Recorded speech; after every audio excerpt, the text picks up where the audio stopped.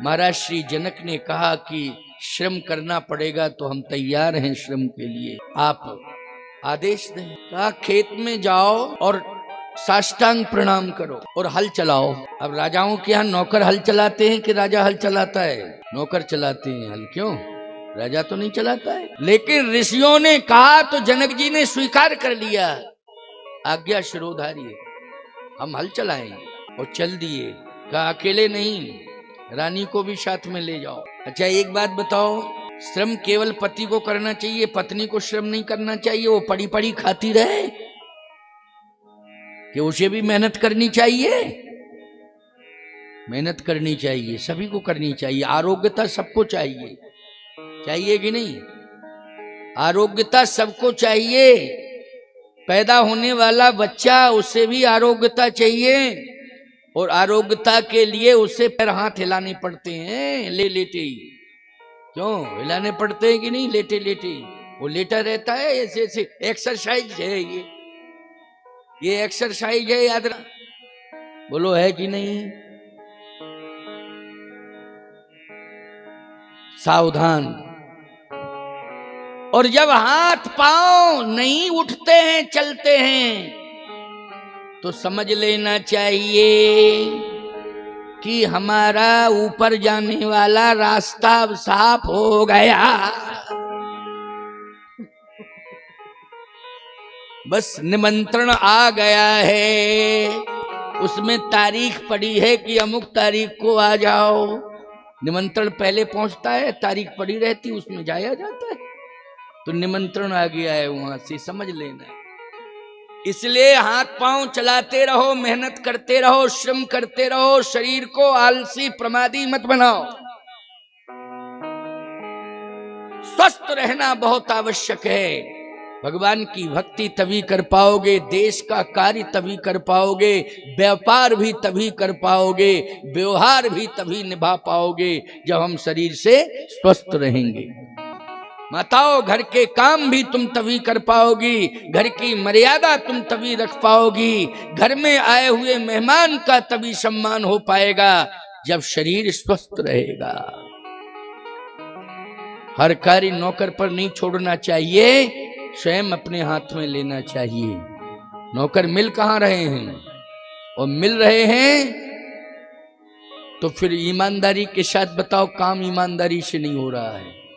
बोलो, ईमानदारी से काम नहीं हो रहा है। दिमाग बेचैन व्यथित हो जाता है। पैसा देने के बाद भी कार्य नहीं होता है, ईमानदारी के साथ कार्य नहीं होता है, क्योंकि कर्म के प्रति निष्ठा नहीं रही है। कर्म के प्रति, कर्तव्य के प्रति निष्ठा नहीं रही है।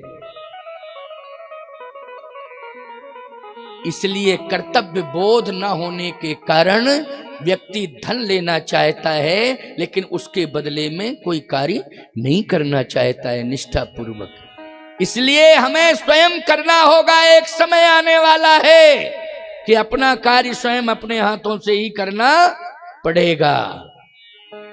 इसलिए ग्रंथ कह रहा है जनक जी के चरित्र से कि सनई सनई अभ्यास में लाओ कि हम बुद्धिजीवी के साथ साथ श्रमजीवी बने, श्रम मेहनत करें। आज हम भले ही मठ के मठाधीश हैं, लेकिन कभी अकस्मात पहुंच जाना तो जहां हमारा अंदर का आवास है हम बंद कर लेते हैं। कितने सेवक लगे रहते हैं, बाहर खड़े रहते हैं, हम हाथ से झाड़ू लिए अपने अंदर सफाई करते रहते हैं।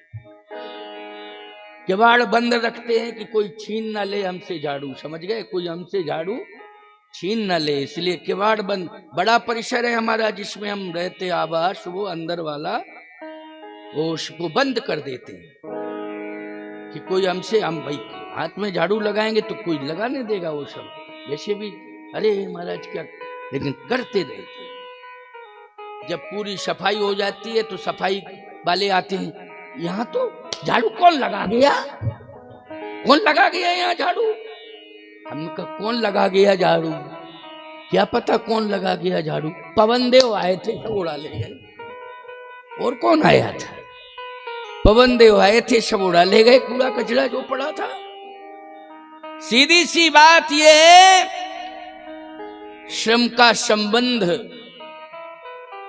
धन के अभाव से नहीं होता है प्यारे। ये मत मानना कि जिनके पास धन का अभाव है वही श्रम करते हैं, नहीं, गलत। श्रम का संबंध धन के अभाव से नहीं है। श्रम का संबंध यदि है तो वो शरीर से है, शक्ति से है, और यदि हमने अपने शरीर को श्रम से जोड़ दिया तो निश्चित रूप से हम शक्तिवान हो गए।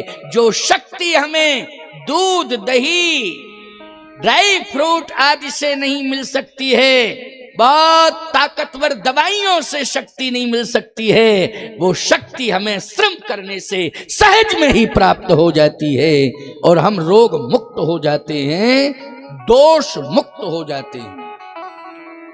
प्रकृति प्रसन्न हो जाती है और प्रकृति हमारे साथ जुड़ जाती है, हमारा ऑक्सीजन बढ़ जाता है, ऑक्सीजन लेवल बढ़ जाता है। बोलो, बढ़ जाता है कि नहीं? प्रकृति से जुड़ जाते हैं तो बस यही तो पावर है, यही पावर है। जनक जी का पावर बढ़ा रहे हैं महात्मा, इसलिए कह रहे हैं कि खेत में जाओ। जनक जी पहुंच गए, कहा महारानी को भी ले जाओ। ये महारानी कहाँ है, बुलाओ, ले जाओ साथ में। सुनैना जी आ गई, दोनों गए राजा रानी, और जाके मिथिला से आगे सीतामढ़ी जगह है, जहां सीता जी का जन्म हुआ, वो सीतामढ़ी कहते हैं उसको, वहां पहुंच गए। हल स्वयं चला रहे, साथ में सुनैना जी हैं, और जैसे ही हल चलाया और हल चलते चलते चलते चलते जनक जी के शरीर से पसीना टप टप। राजा हैं, कभी हल नहीं चलाया था, पहली बार तो हल चला रहे हैं, कहाँ चलाया था हल, अब शरीर से पसीना टप टप टप। सुनैना जी तो क्या कहना, वो तो महलों से बाहर कभी निकली ही नहीं थी, लेकिन खेत में चल रही हैं, कोमल कोमल चरण हैं, फपोले पड़ गए, पसीने की धार लगी है। जैसे ही श्रम हो गया, दोनों का शरीर से श्रम हुआ, और हल्का जो फल था आगे चल करके घट से टकराया, और उसी घट से शांति रूपी सीता प्रकट हो गई। झरझर झरझर झरझर झरझर पानी बरसने लगा। सीता जी के प्रकट होते ही झरझर झरझर झरझर झरझर पानी बरसने लगा। हरितमा आ गई, खुशियां छा गई, आनंद की वर्षा हो गई। ये पानी की नहीं, किसकी? आनंद की वर्षा हो गई। तो जनक जी को सीता जी कैसे प्राप्त हुई हैं? श्रम से। किससे मिली हैं? श्रम से मिली हैं। इसलिए माताओं, बहन, बेटियों, भाइयों, जब तुम श्रम करो तो ये समझ लेना चाहिए कि सीता जी की कृपा हमारे ऊपर हो रही है। किसकी कृपा हो रही है? सीता जी की कृपा हो रही है। समझ गए हो कि नहीं? ये सीता जी की कृपा है। और जिस समय इसको श्रम यज्ञ कहते हैं, क्या कहते हैं? श्रम यज्ञ कहते हैं, क्योंकि दो ही संस्कृतियां हमने बताई ना, एक तो कृषि संस्कृति, दूसरी ऋषि संस्कृति। कृषि संस्कृति और ऋषि संस्कृति। तो ऋषि संस्कृति है यज्ञ और कृषि संस्कृति है खेती। बोलो, है कि नहीं? और ऋषि संस्कृति क्या है? यज्ञ है। तो भगवान राम कल की कथा में किससे प्रकट हुए थे? यज्ञ से प्रकट हुए थे, हवि के रूप में। यह हवि बाट देहो नृप जाई, जथा जोग जहीं भाग बनाई। तो इसी यज्ञ के हविष्यान्न से प्रभु राम का प्रादुर्भाव हुआ।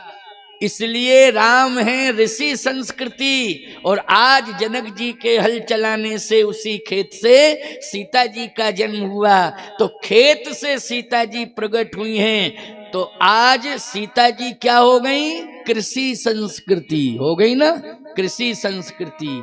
और याद रखना, हमारे यहाँ दो ही तो हैं, सीता राम, सीता राम, सीता।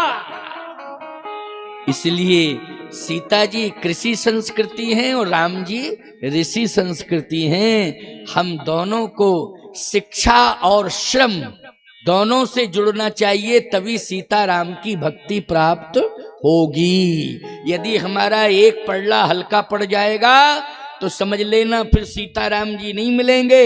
इसलिए शिक्षा का पड़ला और श्रम का पड़ला दोनों का बराबर होना चाहिए, तभी संतुलन बनेगा। तो आज भगवती श्री किशोरी जी का जन्म हुआ, झर झर झर झर झर झर झर झर पानी वर्षा, हरियाली छा गई। एक भाव और आ गया सामने, क्या? सीता जी का पालन पोषण महाराज श्री जनक ने और महारानी सुनैना ने किया। लेकिन जैसे ही सीता जी 6 वर्ष की हुई तो याद रखना 6 वर्ष का बालक चलने लगता है और पढ़ने भी लगता है। क्यों भाई? चलता भी है और आजकल 3-4 साल के बच्चे ही क्या KG1 क्या शुरुआत कर देते हैं। क्यों?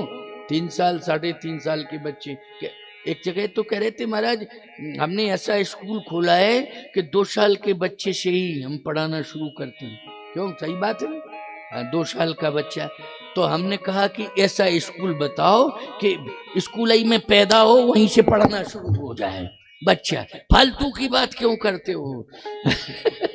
है ना भाई? इस प्रकार से जो है कम से कम उसका लालन पालन भी तो होना चाहिए, उसके बुद्धि का विकास भी तो होना चाहिए। क्यों भाई? उसे माँ का प्यार भी तो मिलना चाहिए। मिलना चाहिए कि नहीं मिलना चाहिए? तो सीधी सी बात यह है कि ध्यान से सुनना, समझने की कोशिश करना। 6 साल की किशोरी जी, 6 साल की। तो किशोरी जी पूरे महलों में, पूरे महल के अंदर जितने भी भवन हैं, जितने भी कमरे हैं, कक्ष हैं महल के अंदर, राजमहल के अंदर, उन सब में झांकती हैं। तो जनक जी को, सुनैना जी को ऐसा लग रहा है कि छोटी सी बिटिया है, ये खेल कर रही है। क्या कर रही है? खेल कर रही है। खेल खेलते हैं ना बच्चे, इस कमरे में उस कमरे में। लेकिन एक दिन जनक जी ने देखा कि बेटी झांकती ही नहीं है। जिस कमरे में थोड़ी सी भी गंदगी होती है वो साफ कर देती। अब आश्चर्यचकित हो गए। क्यों? जो माँ बाप ने जिस भाव से संतान को पैदा किया वही भाव आ जाएगा। समझ रहे हो कि नहीं समझ रहे हो? जिस भाव से माँ बाप ने संतान को जन्म दिया है, जन्म लेते ही उस संतान में वही भाव आ जाएंगे। आ जाएंगे कि नहीं? इसलिए सोच समझ के रहा करो, विचार अच्छे रखा करो, शुद्ध सात्विकी जीवन जिया करो। और जब वंश चलाने के लिए तुम्हें ये अनुभव होने लग जावे कि हमारे घर में वंश चलाने वाली संतान आ रही है, तो उस समय संतान के जन्म के पहले से ही धार्मिक पुस्तकों को पढ़ना शुरू किया करो। चाहे 10-20 मिनट पढ़ा करो, लेकिन धार्मिक पुस्तक पढ़ के ही विश्राम किया करो। 10-20 मिनट ही पढ़ो चाहे, लेकिन पढ़ के विश्राम किया करो। सभी तो पढ़े लिखे हैं। चित्र भी देखो रात्रि के, तो अच्छे चित्र देखना, याद रखना। साहित्य भी पढ़ो रात्रि में, तो अच्छा साहित्य पढ़ के ही सोना। ये साधु की वाणी है, इसको बिल्कुल पूरी तरह से ध्यान से सुन करके हृदय के अंदर रखना। यदि तुम ये चाहते हो कि हमें अपना घर चलाना है, हमें अपना वंश चलाना है और अपना देश चलाना है, अपना राष्ट्र चलाना है, अपना धर्म चलाना है, तो इसके लिए धार्मिक एवं भगवान का भक्त और राष्ट्र भक्त हमारे वंश में पैदा होना चाहिए, तभी हमारा वंश चलेगा, तभी हमारा राष्ट्र चलेगा। और इसके लिए आप जिम्मेवार हैं कि कैसे राम भक्त पैदा होगा, कैसे राष्ट्र भक्त पैदा होगा। इसके लिए कौन जिम्मेदार है? बोलो। हम जिम्मेवार नहीं है, इसके लिए तुम लोग जिम्मेवार हो, क्योंकि सदगृहस्थ हो तुम। बोलो, तुम ही तो ये सब कार्य कर सकते हो। अगर महात्मा को भी तुमने बिठाला है यहाँ कथा में, इस आसन पर, तो कहीं ना कहीं किसी गृहस्थ परिवार का योगदान है। क्या आकाश से टपक के आ गया? मैं तुम्हारे जैसे परिवार से ही निकला हुआ हूं। इसलिए सोचना पड़ेगा, विचार करना पड़ेगा। ये सुख साधन संसाधन तो हमें भाग प्रारब्ध से मिलते रहेंगे, लेकिन हमें राम भक्त और राष्ट्र भक्त संतान को जन्म देने के लिए हमें अच्छे साहित्य और अच्छे चित्र की आवश्यकता है, जिससे हमारा चरित्र बिगड़े ना और हमारी संतान का भी चरित्र बिगड़े ना। इसके लिए आप सब जिम्मेवार हो। आज जनक जी महाराज ने कैसे सीता जी को प्राप्त किया है? श्रम के माध्यम से प्राप्त किया है। तो बोलो, 6 वर्ष की अवस्था में ही सीता जी को श्रम करने की आदत आ गई कि नहीं आ गई? अपने आप राजा के बच्चों को मेहनत करने के लिए कोई नहीं कह सकता है कि ये काम करो, ये काम करो, ये काम करो। कौन कहेगा? किसकी हिम्मत है? लेकिन झांक झांक करके इस कक्ष में, उस कक्ष में, इस कक्ष में झांक झांक करके देख रही हैं। तो जनक जी बहुत समय तक समझते रहे, सुनैना जी बच्ची है, खेल रही है, बाल क्रीड़ा कहते हैं इसको। लेकिन जब एक दिन गौर से देखा तो जिस कमरे में कचरा होता था, सीता जी उसे साफ करने लगती थी। बोलो, शर्म करने की जरूरत है क्या? शर्म नहीं करना है। मेहनत करने में, सफाई करने में शर्म नहीं करनी है। साफ सफाई का विशेष ध्यान रखा जाए। चाहे बड़े पद पर बैठे हो हम, चाहे बड़े उद्योगपति हो हम, लेकिन हमें स्वच्छता अभियान के साथ जुड़ना चाहिए। हमें भारत को स्वच्छ रखना है तो सबसे पहले अपने घर को स्वच्छ रखना है, अपने घर के सामने के रास्ते को स्वच्छ रखना है। और धीरे धीरे जब सबका ये संकल्प हो जाएगा तो हमारे भारत का अभियान सफल हो जाएगा, स्वच्छ भारत अपने आप हो जाएगा।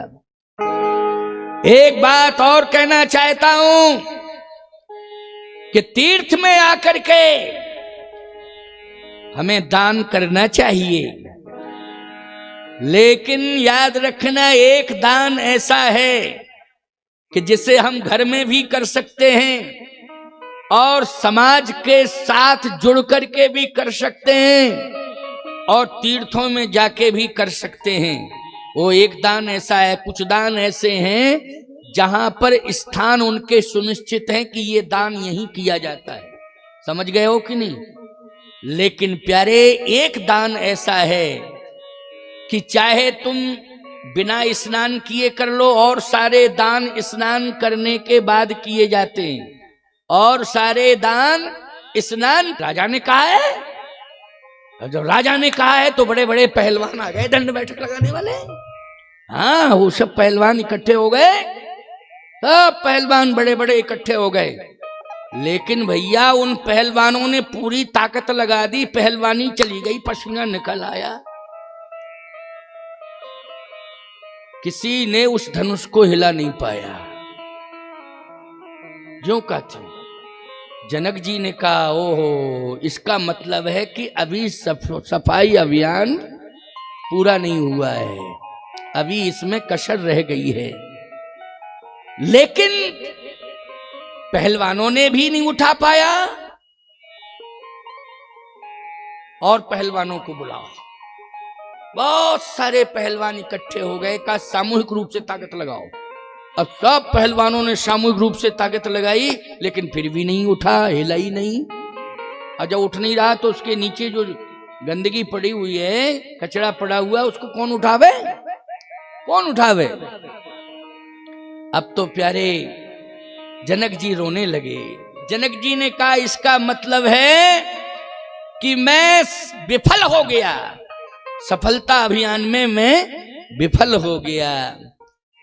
इतने में सीता जी पिताजी पिताजी पिताजी पिताजी पिताजी कह के चली आई, क्योंकि बाप रोवे। एक बात बतावे आपको, पिता की आंखों में आंसू आते हैं तो सही बात तो यह है कि बच्चा हो चाहे बच्ची हो, वो पहुंच जाते हैं और वो रोने आंसुओं को नहीं समझ पाते हैं, लेकिन अपने हाथ जरूर लगा देते हैं। वो नहीं समझते हैं आंसू क्यों निकल रहे हैं, क्या इसका अर्थ है, नहीं। लेकिन वो छोटे छोटे बच्चे जो होते, चाहे बेटी हो चाहे बेटा हो, जिसमें बेटी की तो विशेषता होती है, वो पहुंच जाती है, चाहे बेटा हो वो पहुंच जाएगा और तुरंत गोद में बैठ जाएगा और बिना ही प्रयास के अपने हाथ से आंसुओं को पहुंचने लगता है। ये मैंने अपनी आंखों से देखा है, इसलिए मैं कह रहा हूं। किशोरी जी पहुंच गई, पिताजी पिताजी पिताजी कह करके, और जनक जी महाराज वहीं धनुष के पास बैठे बैठे रो रहे थे। किशोरी जी ने तुरंत पिताजी पिताजी कह करके अपने हाथ से आंखों के आंसुओं को पोंछा। उम्र है 6 साल की, 6 वर्ष की आयु है मात्र।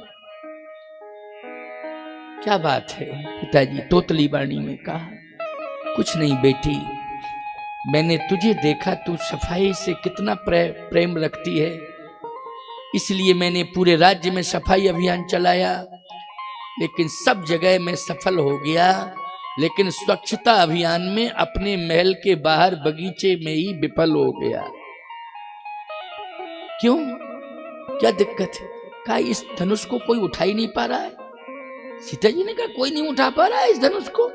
छम छम छम छम छम छम करती गई, वो बाएं हाथ से उठा दिया, ऐसे ऐसे उठा दिया, और नीचे जितना कचरा पड़ा था सब सफाई कर दी और फिर रख दिया वहीं। अब तो जितने बड़े बड़े पहलवान थे और जनकपुर की प्रजा थी, महाराज जनक सब कहने लगे, ओ गजब हो गया, गजब हो गया, गजब हो गया। इसका मतलब यह है, जनक जी ने कहा कि मेरे घर में बेटी नहीं आई है, मेरे घर में आदि शक्ति का जन्म हुआ है। ये आदि शक्ति है। कौन है? आदि शक्ति।